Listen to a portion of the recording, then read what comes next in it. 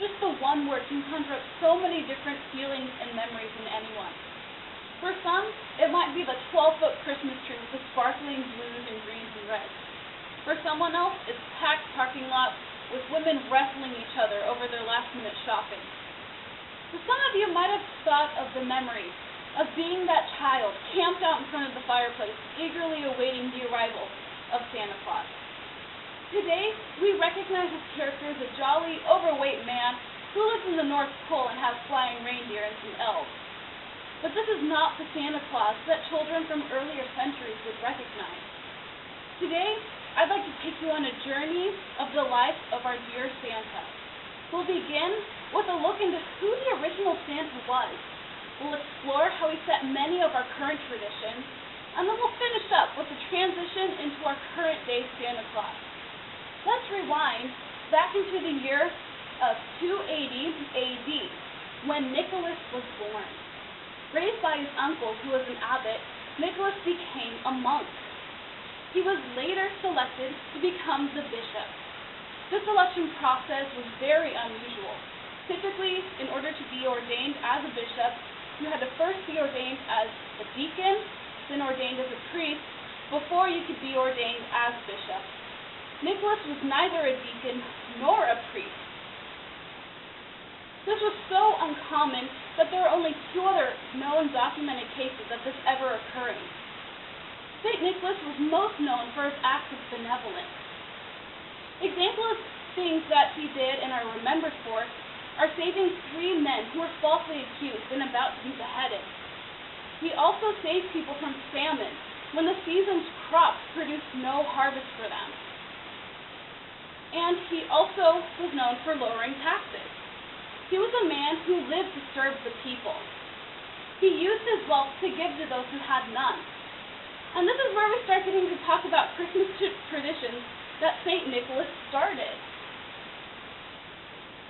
It was on one of these acts of kindness and giving that the tradition of stockings first started. It has been documented that a father was really poor and he didn't have money to give to his 3 daughters as their wedding dowry. Now, in this time, when women didn't have a dowry, they typically had very, very small prospects for marriage. And when a father couldn't support his family, often these women were sold into slavery. Well, one night, St. Nicholas dropped by, and he dropped bags of gold into each of these women's stockings that they had hung out in front of the fireplace to dry. And this started the tradition of stockings. Children seeing this started putting out their stockings and their shoes in hopes that during the night St. Nicholas would fill them also. And this is a tradition that is carried on to the current time. Let's talk about how we transitioned from this man, this bishop, into our secular Santa we have now. St. Nicholas died on the 6th of December in 343.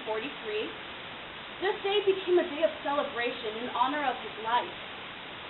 Over the next couple hundred years, he became recognized as a saint in the Catholic Church, and churches were beginning to name their church after him in honor of him. Now, his first influence in America came in the 1700s. It was reported in a newspaper that Dutch families were coming together and celebrating this day, the anniversary of his death. Now, in Dutch, they called him Sinterklaas, which couldn't be pronounced as well in America, and it became Santa Claus, which is the man that we know today.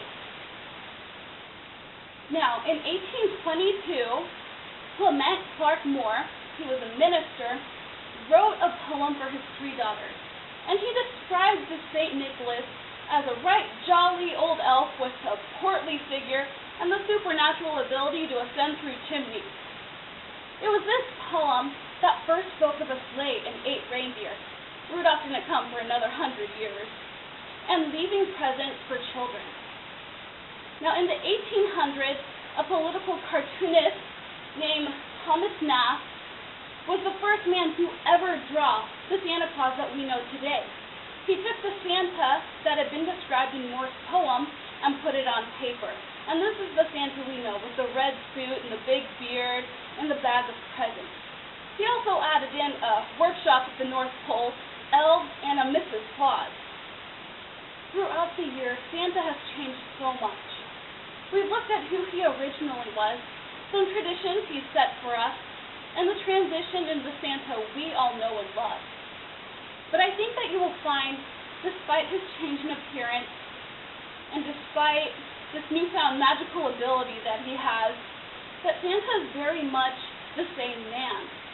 Now maybe he's not saving us all from famine and lowering our taxes, but he still is a man who gives, who loves, and who brings happiness to families all over the world. He is a man that children still eagerly get their stockings out for and wait during the night for him. Santa is and will always be the jolly spirit in the holiday season of giving. Thank you.